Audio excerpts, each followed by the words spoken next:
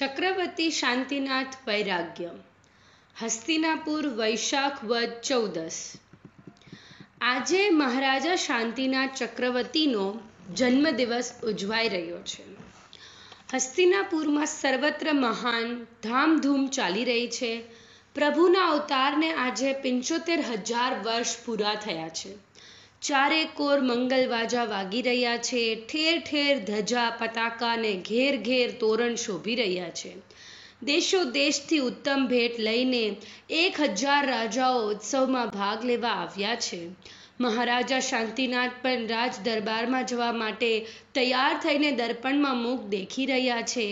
ત્યાં તો અરે આ શું?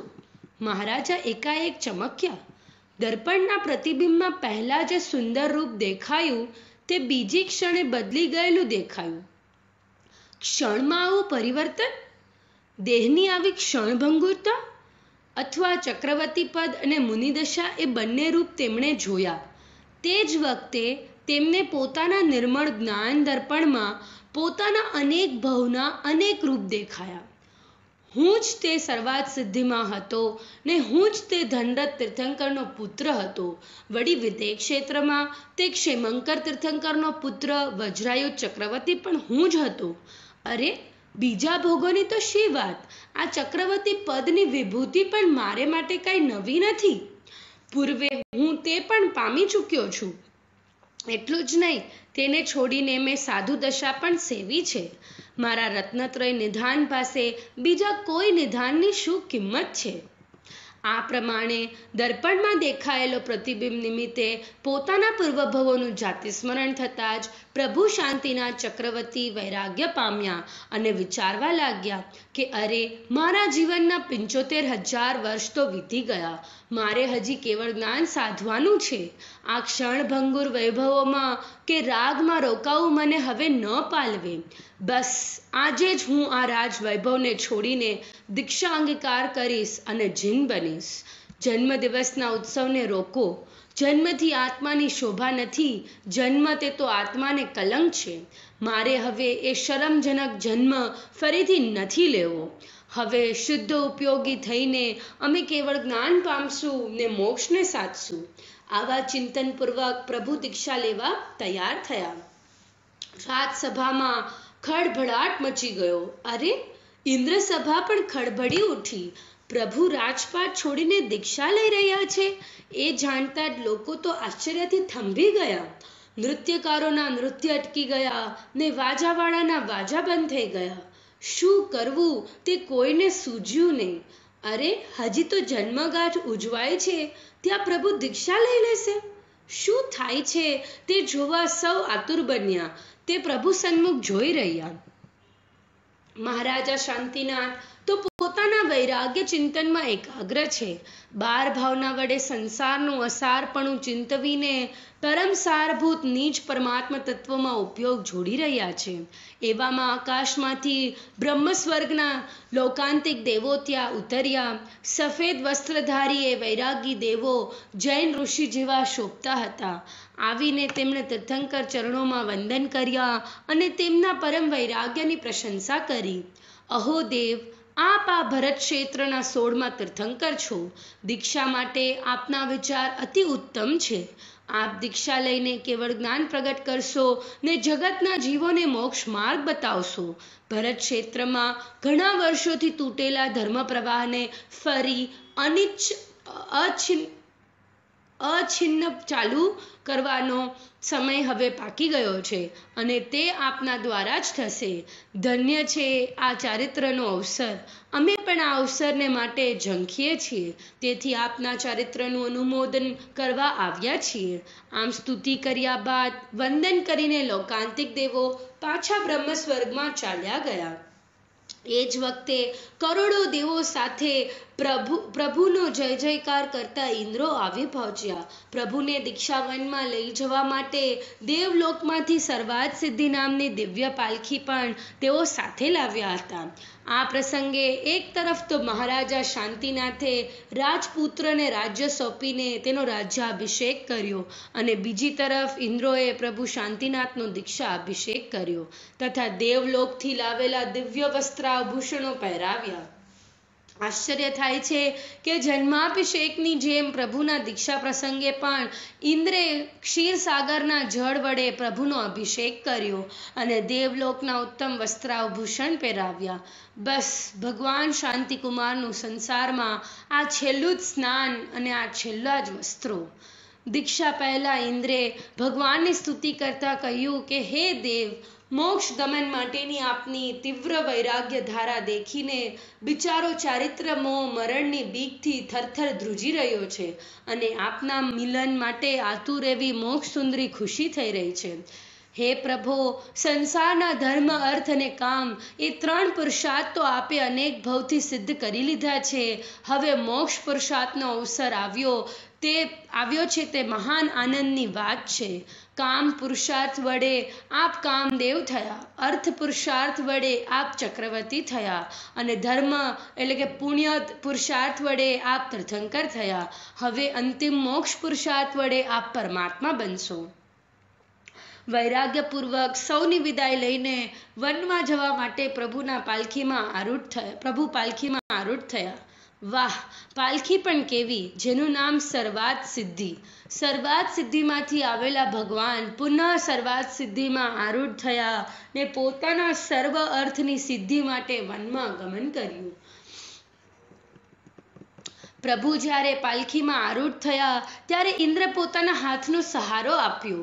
કેટલાક લોકોને એમ લાગ્યું કે અરે, ઇન્દ્ર મહારાજ ભૂલ્યા, તીર્થંકરને કાંઈ એના સહારાની જરૂર પડતી હશે.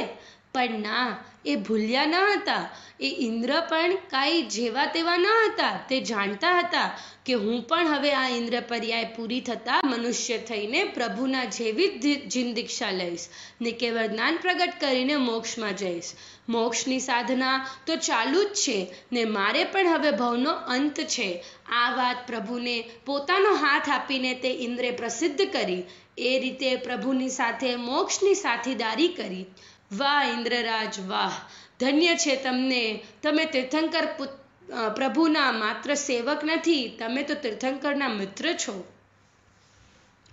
પાલખીમાં બેસીને પ્રભુ શાંતિનાથે જ્યારે વનગમન કર્યું ત્યારે પ્રથમ રાજાઓએ, પછી વિદ્યાધર રાજાઓએ અને ત્યારબાદ ઇન્દ્રોએ પોતે આદરપૂર્વક તે પાલખી ખભે લીધી ને આકાશ માર્ગે ચાલ્યા. તે વખતે દેવોના કરોડો વાજા વાગતા હતા. તેના દ્વારા ઇન્દ્ર એવી ઘોષણા કરતો હતો કે ભગવાન શાંતિનાથ હવે મોહને જીતવા માટે જાય છે. ભગવાન હવે ત્રિલોકનું શ્રેષ્ઠ સામ્રાજ્ય જીતવા જાય છે. ભગવાન વિજયવંત હો. હે જીવો, તમે પણ મોહને જીતવા માટે ભગવાનના માર્ગે આવો. ઇન્દ્રની ઘોષણા સાંભળીને લોકો વૈરાગ્યનો મહિમા કરતા હતા. આહા, 6 ખંડનો વૈભવ છોડીને પ્રભુ મોક્ષને સાધી રહ્યા છે તો એ મોક્ષ સુખ કેવું મહાન હશે. આ રીતે જીવોના પરિણામ ભોગોથી વિમુખ ને મોક્ષની સન્મુખ થતા હતા અને ભોગોમાંથી યોગી થઈ રહેલા પ્રભુ શાંતિનાથ પ્રત્યે સૌની નજર લાગેલી હતી. તે વખતે લોકો કાંઈ શોકથી રુદન નહોતા કરતા, પણ આનંદથી મંગલ આશીષ બોલતા હતા કે અહો પ્રભુ, આપ મોક્ષને સાધવા જઈ રહ્યા છો. આપની મોક્ષ સાધના શીઘ્ર સફળ હો ને અમને મોક્ષપંથીની પ્રેરણા આપો. શાંત રસમાં ઝૂલતા એ વૈરાગી મહારાજા શાંતિનાથ પણ અતિ મધુર શાંત દ્રષ્ટિથી નગરજનોને નિરખી લેતા હતા. આહાહા, પ્રભુ પાવન દ્રષ્ટિ પડતા જ એ પ્રજાજનો પોતાને ધન્ય સમજતા હતા કે પ્રભુએ અમારી સામે જોયું હો. એ ચક્રવર્તી મહારાજા વનગમન વખતે હજારો રાણીઓ શું રો કકડ કરીને કે માથા પછાડીને બેસી રહી? નહીં, એ કોઈ સાધારણ સ્ત્રીઓ ન હતી. એક હોનહાર તીર્થંકરની સાથે હજારો વર્ષ રહેનારી તે રાણીઓ શૂરવીર હતી, ધર્મ સંસ્કારી હતી અને કેટલાક તો સમ્યક દ્રષ્ટિ પણ હતી. હા, એટલું ખરું કે સ્વામીનાથના એકાએક વૈરાગ્યની વાત સાંભળતા તેમને આંચકો અને આઘાત લાગ્યો. ઇન્દ્રાણી તેમને આશ્વાસન આપવાનું વિચારતી હતી, પણ ત્યાં તો તે રાણીઓએ વિવેક બુદ્ધિથી સમાધાન કરીને શૂરવીરપણે દ્રઢ નિશ્ચય કર્યો કે જેમ ભોગમાં અમે સ્વામીના સાથીદાર હતા, તેમ હવે યોગમાં પણ અમે સ્વામીની સાથે જ રહેશું. શું પ્રભુ વનમાં રહેશે ને અમે રાજમહેલમાં પડી રહેશું? નહીં નહીં, અમે હવે દેશવ્રત ધારણ કરીને વૈરાગ્ય જીવન જીવશું. અમારા પ્રભુને જ્યારે કેવળ જ્ઞાન થશે ત્યારે સમવસરણમાં જઈને જીન દીક્ષા લઈ આરિકા થશું ને પ્રભુના ચરણોમાં રહીને આત્મકલ્યાણ કરીશું. આ પ્રમાણે તે રાણીઓને રાજવૈભવમાં ક્યાંય રસ ન રહ્યો. તેઓ દેશવ્રતના પાલનપૂર્વક ઉત્તમ શ્રાવિકા જેવું વૈરાગી જીવન જીવવા લાગી. ઇન્દ્રાણીએ તેમની પ્રશંસાપૂર્વક કહ્યું, તમને તો આ ભવમાં દેશવ્રતનો અવસર છે, પણ અમને આ દેવી પર્યાયમાં સંયમનો કોઈ અવસર નથી. તીર્થંકરના સંગથી તમારું જીવન ધન્ય બન્યું છે. હજારો વર્ષોથી ચક્રવર્તીની સેવા કરનારા 16,000 દેવો પ્રભુના વૈરાગ્યને દેખીને ખિન્ન વદને હાથ જોડીને ઊભા રહ્યા કે અરે, જેમની સેવાથી અમે આનંદ માનતા તે અમારા સ્વામી દીક્ષા લે છે. અમે પણ જો મનુષ્ય હોત તો પ્રભુની સાથે જ દીક્ષા લેત, પરંતુ હવે તો જ્યારે તેઓ કેવળ જ્ઞાન પામીને ધર્મચક્રવર્તી થશે ત્યારે સમવસરણમાં આવીને તેમની સેવા કરશું ને દિવ્ય ધ્વનિ સાંભળીને આત્મકલ્યાણ કરશું. પહેલા રાજચક્રી અને પછી ધર્મચક્રી એમ એક જ ભવમાં 2 ચક્રવર્તી પદ પામનારા ભગવાન શાંતિનાથની સેવાનો અવસર અમને મળશે. આમ સમજી તે દેવોએ ચિત્તમાં સંતોષ કર્યો. ચક્રવર્તીના 14 રત્નોમાંથી સેનાપતિ વગેરે રત્નોએ પ્રભુની સાથે જ દીક્ષા લીધી. સુદર્શન ચક્ર વગેરે અજીવ રત્નોના અધિષ્ઠાતા દેવો પ્રભુને વંદન કરીને ચાલ્યા ગયા. અરે પુણ્ય સંયોગ એ તો ક્યાં સુધી ટકે ને? મુમુક્ષુ જીવો સામેથી તેને પણ છોડીને મોક્ષમાં જાય છે. જેની 1000 દેવો સેવા કરતા હતા તે ગજરત્ન એટલે કે ચક્રવર્તીના 84 લાખ હાથીમાં શ્રેષ્ઠ હાથી તે પણ વિચારવા લાગ્યો કે અરે, મારા ઉપર સવારી કરનારા સ્વામી તો બધું છોડીને વનમાં જાય છે, તો હું આ રાજમાં રહીને શું કરું? એમ વિચારી તે વિજ્ય હાથી પણ પ્રભુની પાછળ પાછળ વનમાં ચાલ્યો ને વૈરાગ્યપૂર્વક પ્રભુની સમીપમાં જ રહેવા લાગ્યો. ધન્ય તે હાથી પણ. પ્રભુની જન્મ જયંતીના ઉત્સવમાં ભાગ લેવા આવેલા 1000 રાજાઓ પણ પ્રભુની સાથે દીક્ષા લેવા તૈયાર થયા. ચક્રવર્તીના ભાઈ ચક્રાયુધ કુમાર પણ દીક્ષા લેવા તૈયાર થયા. આ પ્રમાણે અનેક રાજપુત્રો પણ દીક્ષા લેવા તૈયાર થયા. શાંતિનાથ ભગવાનની સાથે હજારો મુમુક્ષુ જીવો દીક્ષા લેવા વનમાં ચાલ્યા. આહાહા, હજારો જીવોની દીક્ષા માટેની એ વન યાત્રા કોઈ અદ્ભુત જ હતી. જાણે મોક્ષનો મોટો વરઘોડો નીકળ્યો, જેમાં ઇન્દ્રોએ ઉપાડેલી સર્વાત સિદ્ધિ પાલખીમાં મોક્ષ સુંદરીના વરરાજા શાંતિનાથ તીર્થંકર શોભતા હતા. સાથે અણવર જેવા ચક્રાયુધ ગણધર શોભતા હતા ને મોક્ષના જાનૈયા જેવા હજારો રાજાઓ, લાખો પ્રજાજનો, હાથી વગેરે તિર્યંચો તેમજ વૈરાગ્ય ભાવનામાં તત્પર દેવો એ દીક્ષા કલ્યાણકની વૈરાગ્ય યાત્રાને શોભાવી રહ્યા હતા. ત્યાં દેવોના કરોડો વાજા વાગતા હતા, પણ તેમાંથી વિતરાગતાના સૂર નીકળતા હતા. પ્રભુની પાલખી દીક્ષાવનમાં આવી. વન પણ કેવું, જેનું નામ સહસ્ત્ર આમ્રવન. જેમ ગિરનારમાં સહસ્ત્ર આમ્રવન નેમનાથ પ્રભુની દીક્ષાનું ધામ છે, તેમ હસ્તિનાપુરનું આ સહસ્ત્ર આમવન શાંતિનાથ પ્રભુની દીક્ષાનું ધામ છે. જ્યાં હજારો આંબાના ઝાડ છે ને એક એક ઝાડ ઉપર અતિ સુંદર મીઠી મીઠી હજારો લાલ પીળી કેરીઓ ઝૂલી રહી છે. આંબાઓ અતિ ખુશ છે કે વાહ, પ્રભુ મુનિ થઈને અહીં આત્મધ્યાન કરશે, તે વખતે અમે તેમના ઉપર શીતળ છાયા ફેલાવીને તેમની સેવા કરીશું અને પ્રભુ શાંતિનાથના સાનિધ્યથી અમારા આખા વનમાં સર્વત્ર પરમ શાંતિ ફેલાઈ જશે. આ રીતે તે આંબાઓ અશોક વૃક્ષ જેવું ગૌરવ અનુભવતા હતા. વૈરાગી મહારાજા શાંતિનાથ પાલખીમાંથી ઉતર્યા અને એક શુદ્ધ શિલા પર ઉત્તરાભિમુખ બેઠા. વાજા શાંત થયા, કોલાહલ શાંત થયો, વિભાવો પણ શાંત થયા, આખું વન શાંત થઈ ગયું. પ્રભુ શાંતિનાથે શાંત ભાવ ધારણ કરીને માથેથી મુગટ ઉતાર્યો, ગળામાંથી હાર કાઢી નાખ્યો, વસ્ત્રો દૂર કર્યા, ઉપયોગને શાંત કરી, હાથ જોડી ઓમ નમઃ સિદ્ધેભ્યો એવા ઉચ્ચારપૂર્વક સિદ્ધ ભગવંતોને નમસ્કાર કર્યા. છદ્મસ્ત દશામાં પ્રભુનું આ છેલ્લું જ વાક્ય, સંસાર દશામાં આ તેમનું અંતિમ અક્ષરાત્મક વચન. ત્યાર પછી છદ્મસ્ત મુનિ દશામાં તેઓ સંપૂર્ણ મૌન રહ્યા અને કેવડી થયા પછી બોલ્યા ત્યારે તો નિરક્ષરી દિવ્ય ધ્વનિ છૂટ્યું. સિદ્ધોને વંદન કરીને પછી તે પ્રભુએ માથાના કાળા ભમ્મર વાકડિયા ને અતિ કોમળ કેશનો સ્વહસ્ત લોચ કર્યો. સાથે સાથે અંદરના મોહનું પણ લૂંચન કરી નાખ્યું. આહાહા, દેહથી ઉદાસીનતાની એ ચરમ સીમા હતી. બાહ્ય તેમજ અંતરમાં પરમ દિગંબર થયેલા એ નિર્ગ્રંથ મુનિરાજ તત્ક્ષણ શુદ્ધો ઉપયોગી થઈને આત્મધ્યાનમાં એકાગ્ર થયા. ઉપયોગની વિશુદ્ધતા વડે પોતાના આત્માને સામાયિક ચારિત્રમાં સ્થિર કર્યો. તીર્થંકર મુનિરાજનું ચારિત્ર ઉત્તમ સુવિશુદ્ધ હોય છે, તેમાં કોઈ દોષ લાગતો નથી. તેથી તેમને છેદોપસ્થાનના કે પ્રાયશ્ચિત હોતું નથી. ધ્યાનમાં સ્થિર થતા જ તે પરમ શ્રમણને સાતમું ગુણસ્થાન તથા ચોથું જ્ઞાન પ્રગટ્યું. જ્ઞાન સાથે સર્વોત્કૃષ્ટ રિદ્ધિ સિદ્ધિઓ પ્રગટી અને કષાય ભાવો દૂર ભાગ્યા. મિથ્યાત્વ અને ચાર કષાયો તો અસંખ્ય વર્ષો પહેલા જ પૂર્વભવમાં જ સર્વથા નષ્ટ થઈ ચૂક્યા હતા. બીજા ચાર કષાયો 8 વર્ષની વયે જ પ્રભુએ છોડ્યા હતા. ત્રીજા ચાર કષાયો હમણાં ધ્યાન વખતે દૂર થયા અને ચોથા ચાર કષાયો પણ નિર્જીવ જેવા થઈને મરણ પથારીએ પડ્યા હતા. પ્રભુ શાંતિનાથ વિતરાગતાથી શોભી ઉઠ્યા. ચક્રવર્તી વખતની શોભા કરતાંય મુનિ દશામાં તેમની શોભા એકદમ વધી ગઈ. ખરું જ છે ને કે વિતરાગતામાં જેવી શોભા છે તેવી રાગમાં ક્યાંથી હોય? નિર્ગ્રંથતામાં જે સુખ છે તે પરિગ્રહમાં ક્યાંથી હોય? ન જ હોય ને. તેથી હે પ્રભો, આપે ચક્રવર્તી પદ છોડ્યું એ કઈ દુઃખની વાત નથી.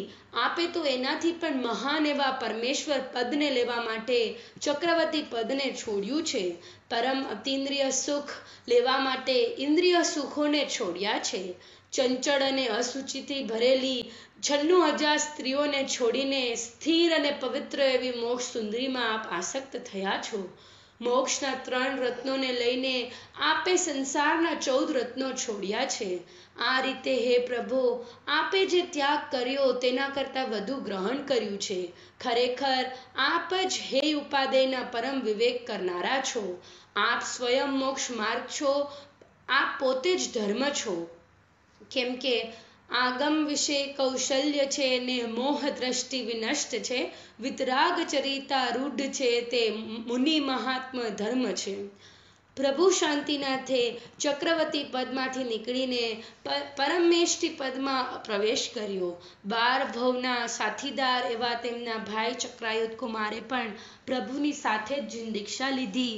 બીજા હજારો રાજાઓ પણ મુનિ થયા. જેઓ મુનિ ન થઈ શક્યા એવા લાખો જીવોએ વૈરાગ્યપૂર્વક શ્રાવક વ્રત લીધા.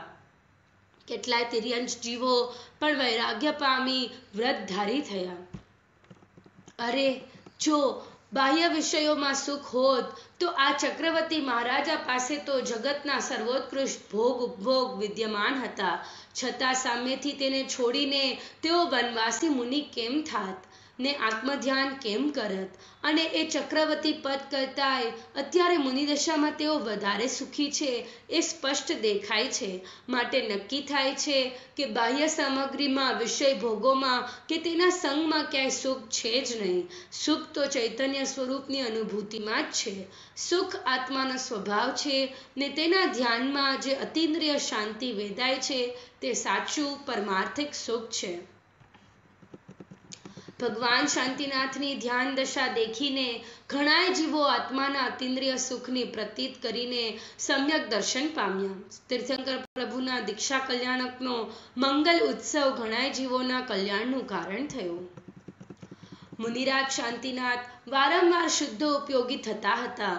દીક્ષા બાદ 2 દિવસના ઉપવાસ કરીને તેઓ ધ્યાનના પ્રયોગમાં રહ્યા. ત્યારબાદ 3જા દિવસે પારણા માટે મંદરપુરીમાં પધાર્યા.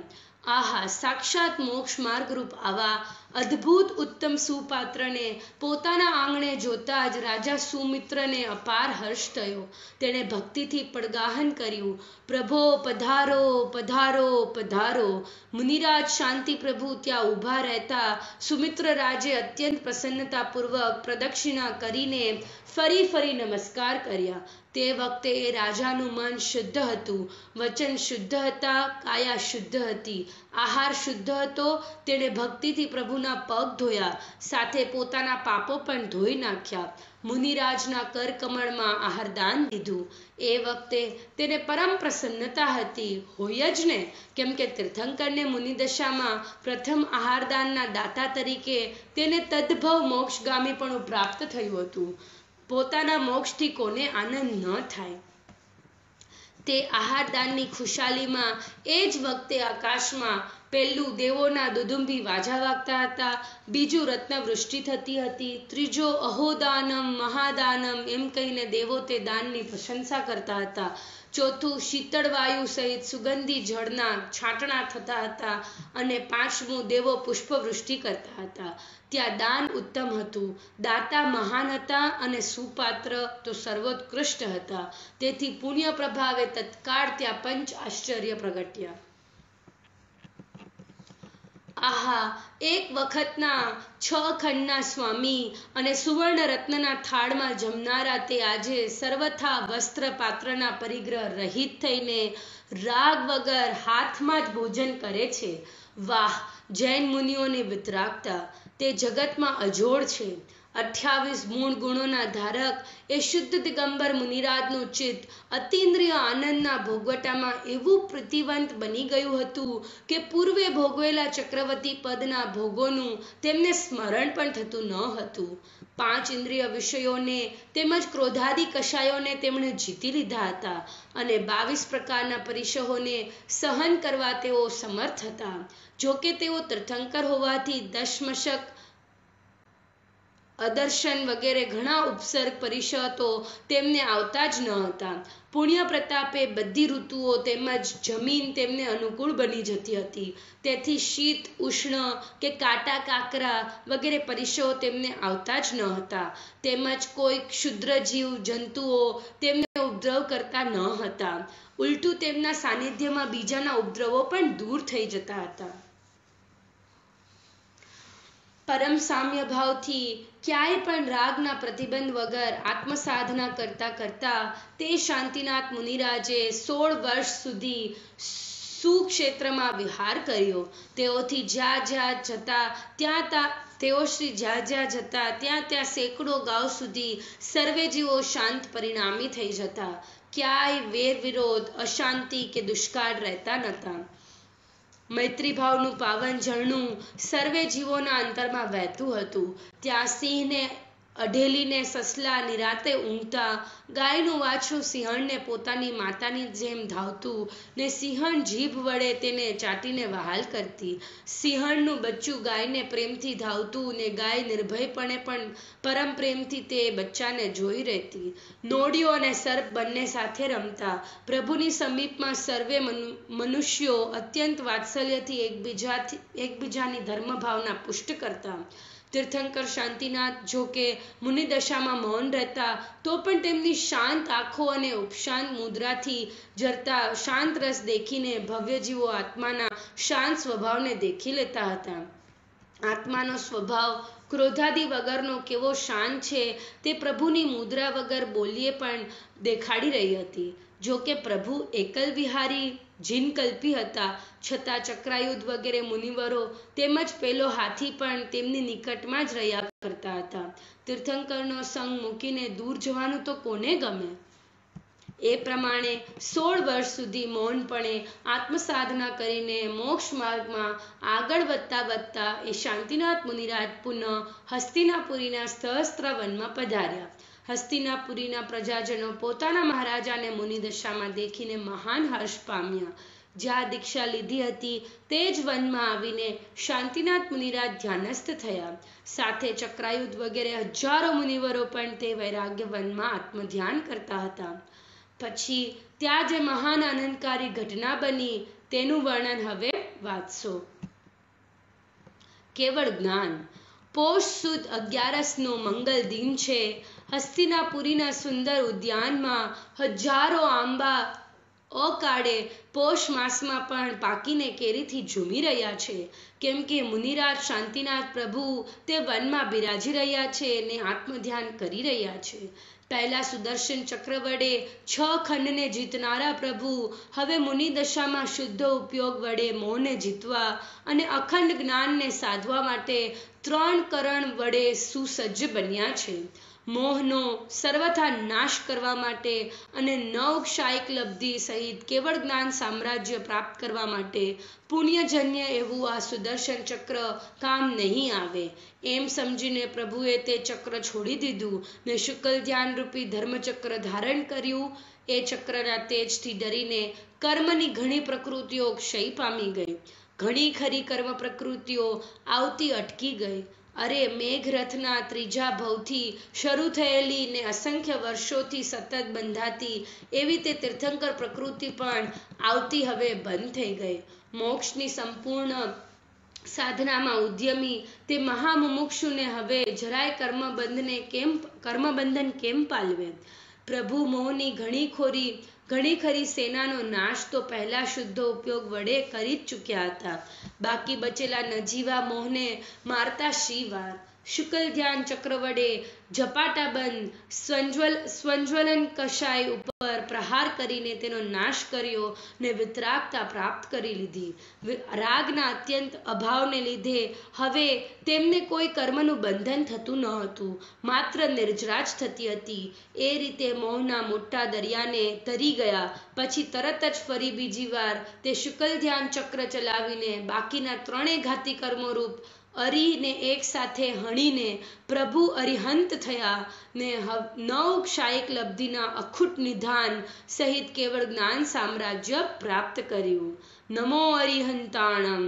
પહેલા ચક્ર વડે 6 ખંડ સાધવામાં પ્રભુને 800 વર્ષ લાગેલા, જ્યારે સાધુ થઈને શાંત ભાવરૂપ આ ધર્મચક્ર વડે કેવળ જ્ઞાનનું અખંડ સામ્રાજ્ય તો પ્રભુએ 16 વર્ષમાં જ સાધી લીધું.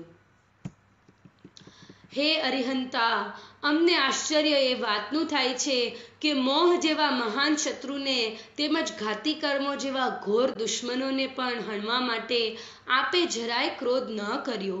ક્રોધ વગર જ માત્ર શાંત વિતરાગ ભાવ વડે આપે તેમને હણી નાખ્યા. ખરેખર વિતરાગતાની તાકાત કોઈ આશ્ચર્યકારી છે ને આપનું શાંતિ નામ સાર્થક છે. જેમ હિમ પ્રપાત પોતાની ઠંડી તાકાત વડે પણ મોટા મોટા વૃક્ષોને બાળી નાખે છે, તેમ હે દેવ આપે પણ વિતરાગી શાંત ભાવની આશ્ચર્યકારી શક્તિ વડે મોહ શત્રુને ક્ષણ માત્રમાં નષ્ટ કરી નાખ્યો. અને તેના દ્વારા આપે અમને એમ સમજાવ્યું કે જેવી શક્તિ શાંતિમાં છે તેવી શક્તિ ક્રોધમાં કે રાગમાં નથી. મોક્ષ શાંત ભાવ વડે જ સધાય છે, ક્રોધ વડે કે રાગ વડે નહીં. આ રીતે આપની સાધનાએ અમને શાંતિ અને ક્રોધ વચ્ચે ભેદ જ્ઞાન કરાવ્યું છે.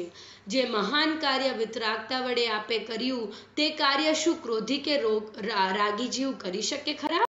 કદાપી નહીં. અહો દેવ, વિતરાગતાના બળે પોતામાંથી જ કેવળના નિધાન પ્રગટ કરીને આપ સ્વયંભૂ પરમાત્મા થયા. અનંત ચતુષ્ટય વડે આપ ધર્મ સામ્રાજ્યના નાયક ધર્મ ચક્રવર્તી થયા. ઇન્દ્રિયોથી પાર થઈને આપ પોતે જ પરિપૂર્ણ જ્ઞાન અને સુખ રૂપે પરિણમ્યા. તે દશા પરમ ઇષ્ટ છે. તેથી જ આપની સ્તુતિ વડે હરિ તેનું અનુમોદન કરે છે. સર્વજ્ઞ લબ્ધ સ્વભાવને ત્રિજગેન્દ્ર પૂજિત એ રીતે સ્વયમેવ જીવ થયો થકો તેને સ્વયંભૂ જીનો કહે. પ્રક્ષીણ ઘાતી કર્મ અનહદ વીર્ય અધિક પ્રકાશને ઇન્દ્રિય અતીત થયેલ આત્મા જ્ઞાન સૌખ્ય પરિણમે. અત્યંત આત્મોત્પન્ન વિષયાતીત અનુપ અનંતને વિચ્છેદહીન છે સુખ અહો શુદ્ધ ઉપયોગ પ્રસિદ્ધને. અહો એ સહજ જ્ઞાન ને સહજ સુખનો અચિંત્ય મહિમા.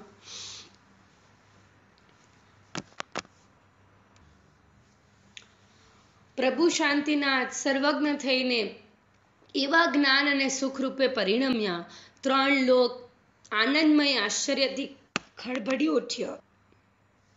એ જ વખતે તીર્થંકર પ્રકૃતિ રૂપી સેવિકા જઈને ઇન્દ્રાદિ દેવોને પ્રભુની સેવા માટે બોલાવી લાવી. દેવોએ આવીને અતિ ભક્તિપૂર્વક એ સર્વજ્ઞ પરમાત્માની પૂજા કરી ને 16મા તીર્થંકરના કેવળ જ્ઞાન કલ્યાણકનો મહોત્સવ કર્યો. કુબેરે દેવલોકની ઉત્તમ સામગ્રી વડે દિવ્ય શોભાવાળા સમોસરણની રચના કરી. ઇન્દ્રાણીએ તેમાં રત્નોની રંગોળી પૂરી. કરોડો દુંદુંભી વાજા મધુર અવાજે ભવ્ય જીવોને બોલાવવા લાગ્યા કે આવો રે આવો, હે જીવો, જેને મોક્ષ સાધવો હોય તે અહીં આવો. આત્મકલ્યાણ કરવા માટે બીજા બધા કાર્યો છોડીને અહીં આવો ને આ શાંતિનાથ પ્રભુને સેવો. આત્માના અનંત અક્ષય નિધાન માટે જોવા હોય તો આ પ્રભુના વિતરાગ માર્ગને સેવો. હસ્તિનાપુરીના ભાગ્યવાન નગરજનોએ શાંતિનાથ પ્રભુના ગર્ભજન્મ તપ એ 3 કલ્યાણક પહેલા જોયા હતા. એ આજે 4થા જ્ઞાન કલ્યાણકનો મહાન ઉત્સવ પોતાની નગરીમાં નજરે જોયો. આહા, ધન્ય તે નગરી ને ધન્ય તે જીવો. જે વખતે શાંતિનાથ પ્રભુને પંચમ જ્ઞાન પ્રગટ્યું તે જ વખતે તેમના ભાઈ ચક્રાયુધ મુનિરાજને પણ તેમની સમીપમાં 4થું જ્ઞાન પ્રગટ્યું.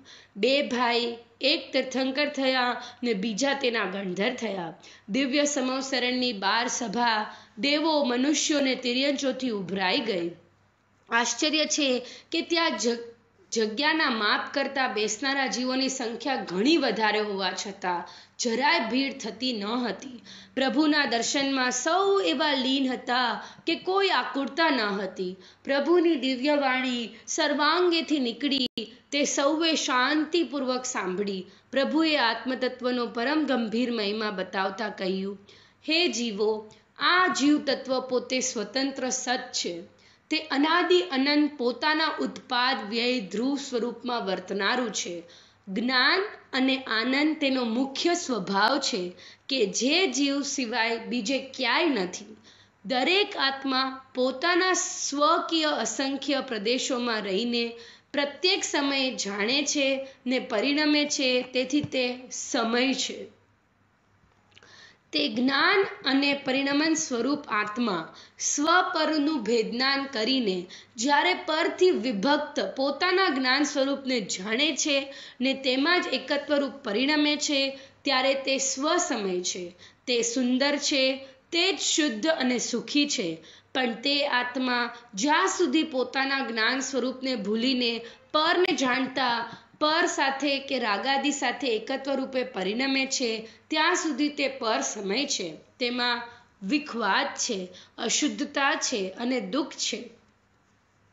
માટે હે જીવો, તમે જ્ઞાન અને રાગનું ભેદનાન કરીને રાગ વગરના શુદ્ધ સમ્યક દર્શન જ્ઞાન ચારિત્ર રૂપ મોક્ષ માર્ગમાં જ આત્માને દ્રઢપણે પરિણમાવો. અમે સૌ અરહંત તીર્થંકરો આ જ ઉપાયથી મોક્ષ પામ્યા છીએ ને તમારે માટે પણ મોક્ષનો આ જ એક ઉપાય છે. દર્શન વડી નિત્ય જ્ઞાન અને ચારિત્ર સાધુ સેવવા, પણ એ ત્રણેય આત્મા જ કેવળ જાણ નિશ્ચય દ્રષ્ટિમાં. તું સ્થાપ નિજને મોક્ષ પંથે ધ્યા અનુભવ તે હને, તેમાં જ નિત્ય વિહાર કર, નહીં વિહર પર દ્રવ્યો વિશે. બસ મોક્ષ માર્ગ શુદ્ધ સ્વદ્રવ્યમાં જ સમાય છે. રાગનો કોઈ અંશ તેમાં નથી. સમ્યક દર્શન જ્ઞાન ચારિત્ર રૂપ શુદ્ધ ભાવે પરિણમેલો આત્મા પોતે જ મોક્ષ કારણ છે ને પોતે જ મોક્ષ રૂપ છે. આ રીતે શુદ્ધ આત્મા જ સાધ્ય છે. આવા નીચ પરમ તત્વને જાણીને તેની જ અંતર્મુખ શ્રદ્ધા કરો ને તેમાં જ ઉપયોગને એકાગ્ર કરીને ઠરો. તમને પરમ સુખ થશે. આમાં સદા પ્રીતિવંત બન, આમાં સદા સંતુષ્ટ ને, આનાથી બનતું તૃપ્ત તુજને સુખ અહો ઉત્તમ થશે. આહાહા, શ્રી મધુરી એ વિતરાગ વાણી. તીર્થંકર પરમાત્માનો આવો ધર્મોપદેશ સાંભળીને ઘણા જીવો આત્મજ્ઞાન પામ્યા. ઘણા જીવોએ શ્રાવક ધર્મ તેમજ ઘણા જીવોએ સાધુ ધર્મ અંગીકાર કર્યા. 15મા તીર્થંકર ધર્મનાથ પ્રભુના મોક્ષ ગમન પછી લગભગ 3 સાગરો નો દીર્ઘકાળ વીત્યા બાદ 16મા શાંતિનાથ તીર્થંકર થયા. તેમના ધર્મ દરબારમાં ચક્રાયુધ પ્રધાન 36 ગણધર બિરાજતા હતા. 800 શ્રુત કેવડી, 41,800 ઉપાધ્યાય, 3,000 અવધિજ્ઞાની મુનિવરો, 6,000 વિક્રિય રુદ્ધિવન મુનિવરો, 4,000 મનઃપર્ય જ્ઞાની અને 2400 વાદ વિદ્યામાં પારંગત મુનિવરો હતા. 60,300 આરિકાઓ હતા. સમ્યક્તવાદીથી સુશોભિત ધર્માત્મા શ્રાવકો 2 લાખ ને શ્રાવિકાઓ 4 લાખ હતા. સૌ મોક્ષની ઉપાસના કરતા હતા. સમ્યક દર્શન પામનારા તિર્યંચો અને દેવોનોય પ્રભુના દરબારમાં પાર ન હતો. અને આ બધાય ધર્મ વૈભવ ઉપરાંત અતિ દિવ્ય શ્રી મંડપની ઉપરના ગગનમાં પ્રભુની સમકક્ષ સર્વે આત્મિક ગુણોમાં પ્રભુની સમાન જેવા 4,000 કેવળ જ્ઞાની અરિહંત ભગવંતો બિરાજમાન હતા. અહો જિનેશ્વરોના મંગળ મેળો. એને જોતા મુમુક્ષુ નયનો તૃપ્ત થઈ જતા હતા ને ધરાઈને ધર્મનું અમૃત પીતા હતા. સમોસરણ એટલે ધર્મચક્રવર્તી તીર્થંકર પ્રભુનો ધર્મ દરબાર. તેની અદ્ભુતતાની શી વાત! એ ધર્મ દરબારમાં ધર્મનો તો મહાભંડાર છે ને પાપનો તો પ્રવેશ પણ નથી. ત્યાં પાપી જીવો હોતા નથી. બહારથી આવેલા પાપી જીવો પણ પ્રભુના દર્શનથી ધર્મી બની જાય છે ને શાંતિ પામે છે. અહો શાંતિનાથ ભગવાને વિતરાગ ધર્મના ઉપદેશ વડે જગતના જીવોને અપૂર્વ શાંતિ પમાડી. તેમને નમસ્કાર હો, નમસ્કાર હો. 15મા તીર્થંકરના શાસનના અંતિમ ભાગમાં લાખો કરોડો વર્ષો સુધી ધર્મનો જે વિચ્છેદ હતો તે શાંતિનાથ પ્રભુના અવતારથી દૂર થયો ને ફરી પરંપરા ચાલુ થઈ. તે આજ પર્યંત અછિન્ન ધારાએ ચાલુ છે. વચ્ચે વિચ્છેદ થયો નથી. સમવસરણમાં પ્રભુનો ધર્મોપદેશ પૂરો થતા ઇન્દ્રોએ 1008 મંગળ નામો વડે પ્રભુની સ્તુતિ કરી. હે દેવ, ઇન્દ્રને આપનો ગુણ મહિમા પ્રસિદ્ધ કરવા માટે ભલે 1008 નામો શોધવા પડ્યા, પરંતુ અમે તો માત્ર એક સર્વજ્ઞતા વડે જ આપના સર્વગુણ મહિમાને જાણી લઈએ છીએ.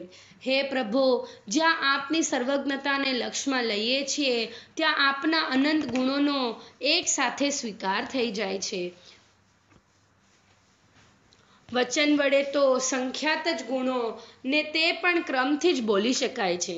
ત્યારે સર્વજ્ઞતાદી કોઈ પણ ગુણ વડે આપની અભેદ અનુભૂતિ કરતા આપનો સર્વગુણ સંપન્ન આત્મા અમારી સ્તુતિમાં, અમારી અનુભૂતિમાં સમાઈ જાય છે. એટલે શુદ્ધ આત્માનો અનુભવ થઈને અમારા મોહનો ક્ષય થાય છે. અહો દેવ, આપના ઉપદેશથી સિંહ અને સર્પ જેવા ક્રૂર તિર્યંચો પણ વિશુદ્ધ પરિણામ વડે સ્વર્ગને પામે છે, તો પછી અમારા જેવા ભવ્ય મનુષ્યો મોક્ષને પામે એમાં શું આશ્ચર્ય છે? પ્રભો, આપ તો શુદ્ધ આત્મામાંથી જ ઉત્પન્ન પૂર્ણ અતિન્દ્રિય સુખને અનુભવનારા છો. આપને મોહ નથી, તેથી ભોજન પાણીનું ગ્રહણ પણ નથી.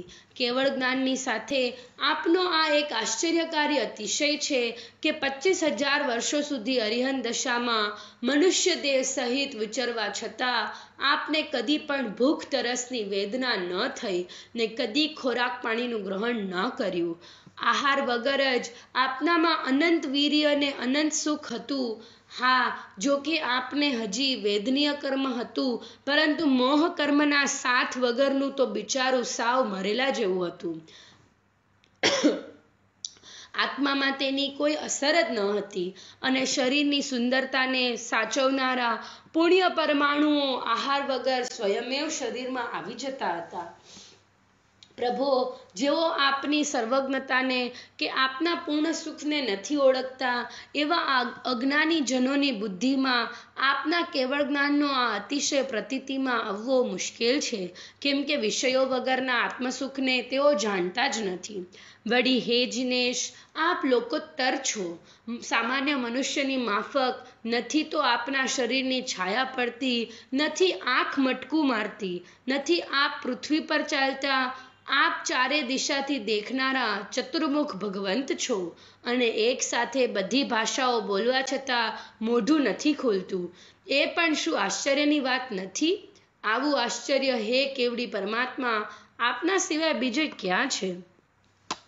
વળી હે અચિંત્ય સામર્થ્યવાળા સર્વજ્ઞ પ્રભુ, સર્વે પદાર્થોને જાણવામાં આપને જ્ઞાનનો ક્રમ નથી, આપનું જ્ઞાન અક્રમ છે.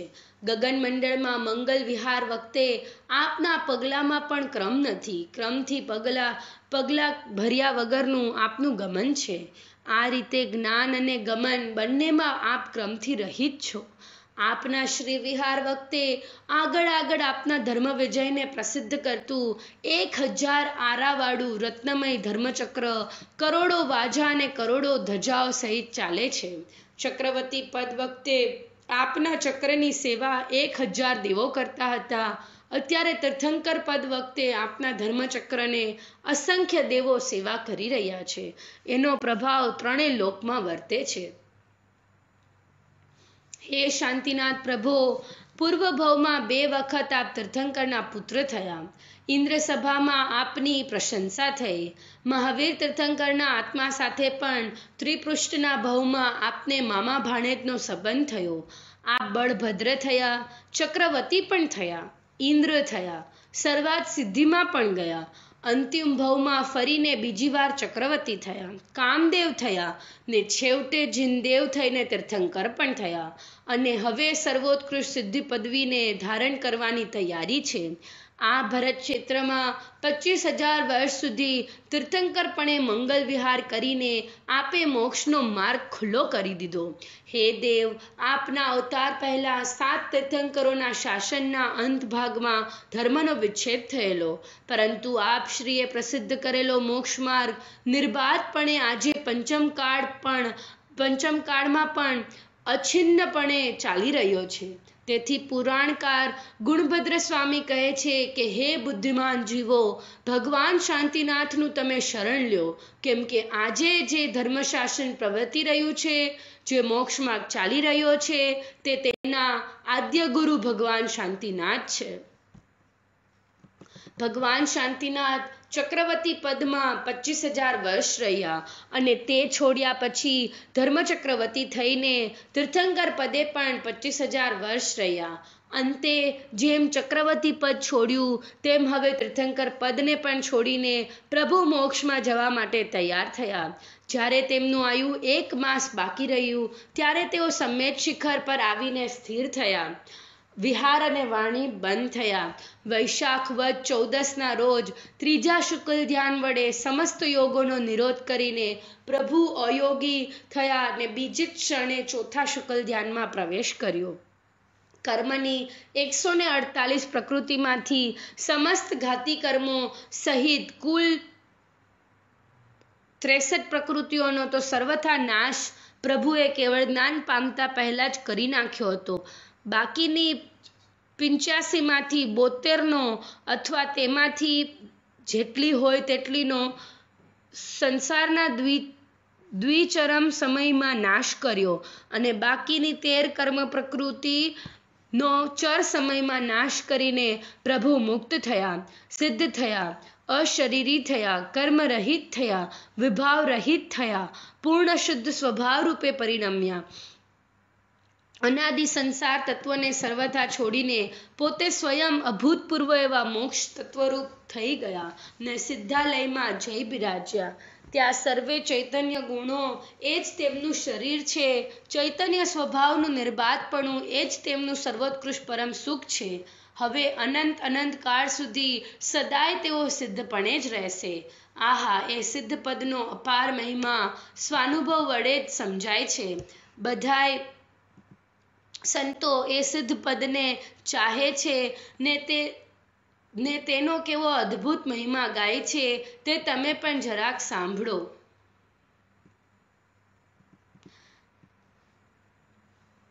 સિદ્ધ પદનો અપાર મહિમા કરીને જૈન સંતો એમ બતાવે છે કે આપણું આત્મ સ્વરૂપ પણ ખરેખર આવું જ છે. સિદ્ધ પદ તે જ આત્માનું નીચ પદ છે અને તીર્થંકરાદિ પુરાણ પુરુષોનું જીવન આપણને આવા સિદ્ધ પદની સાધના કરવાનું જ બતાવે છે. એ સિદ્ધ પદનો મહિમા આ પ્રમાણે સંતો ગાય છે. કર્માષ્ટવર્જિત પરમ જન્મ જરા મરણહીન શુદ્ધ છે.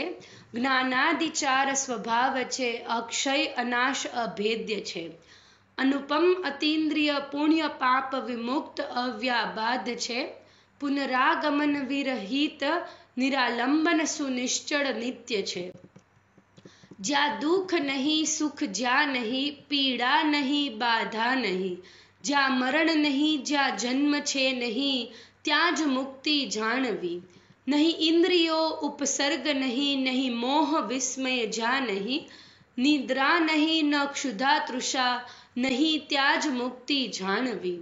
દ્રગ જ્ઞાન કેવળ, સૌખ્ય કેવળ, વીર્ય કેવળ હોય છે. અસ્તિત્વ મૂર્તિ વિહીનતા સપ્રદેશમયતા હોય છે. અશરીરને અવિનાશી છે. નિર્મળ અતીન્દ્રિય શુદ્ધ છે. જમ લોક અગ્રે સિદ્ધ તે રીત જાણ રે તુજ આત્મને.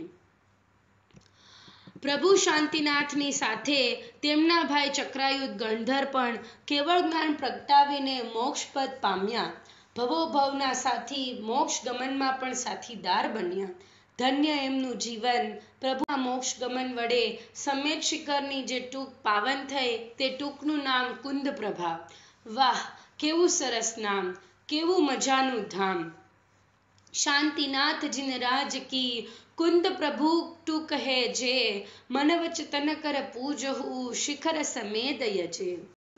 તે કુંદ પ્રભા ટૂંકની ઉપર સિદ્ધાલયમાં લોકમાં સૌથી ઊંચા સ્થાને જ્યાં પૂર્વના અનંત સિદ્ધજીવો બિરાજતા હતા તેમની સાથે તેઓ પણ શાશ્વતપણે બિરાજમાન થયા ને અત્યારે પણ બિરાજી રહ્યા છે. પ્રભુ શ્રી શાંતિનાથના મોક્ષ કલ્યાણક પ્રસંગે ઇન્દ્રે નિર્વાણ મહોત્સવ કર્યો અને ફરીથી આનંદ નામનું અતિ ભવ્ય નાટક કર્યું. તેમાં શ્રીશેન રાજાથી માંડીને શાંતિનાથ તીર્થંકર સુધીના 12 ભવમાં પ્રભુએ જે મોક્ષ સાધના કરી તે અદ્ભુત રીતે બતાવ્યું. આહા, એ નાટક દ્વારા પ્રભુનું જીવન દેખીને ઘણાય જીવો મોક્ષ સાધનામાં પ્રેરાયા. નાટક દ્વારા પ્રભુના ગુણોનું સ્મરણ કરતા ઇન્દ્ર કહે છે કે હે નાથ, આપ કામદેવ હોવા છતાં કામને તો આપે નષ્ટ કર્યો હતો. તેથી હે પ્રભુ, આપને કામદેવ તરીકે ઓળખાવતા અમને શરમ આવે છે. આપ ખરેખર કામદેવ નહીં પણ કામના શત્રુ એવા ધર્મદેવ છો. વળી હે દેવ, આપને ચક્રવર્તી મહારાજા તરીકે ઓળખાવતા પણ અમને સંતોષ નથી થતો, કેમ કે આપે તો તે 6 ખંડના સામ્રાજ્યને તરણાની જેમ ત્યાગીને કેવળ જ્ઞાન વડે અખંડ વિશ્વનું સામ્રાજ્ય પ્રાપ્ત કર્યું હતું. જેનો આપે ત્યાગ કર્યો તેના વડે આપનો મહિમા કેમ થાય? વળી હે પ્રભો, 3 લોકમાં શ્રેષ્ઠ આપનો દેહ અતિશય રૂપવાન હતો એ ખરું, પણ આપના ચૈતન્યની અતિન્દ્રિય સુંદરતા પાસે શું એની કઈ કિંમત ખરી?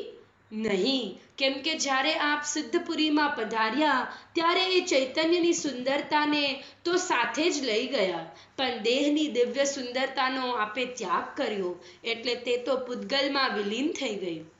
આહા, આ કાર્ય દ્વારા તો આપે અમને જળ ચેતનનું ભેદનાન કરાવ્યું.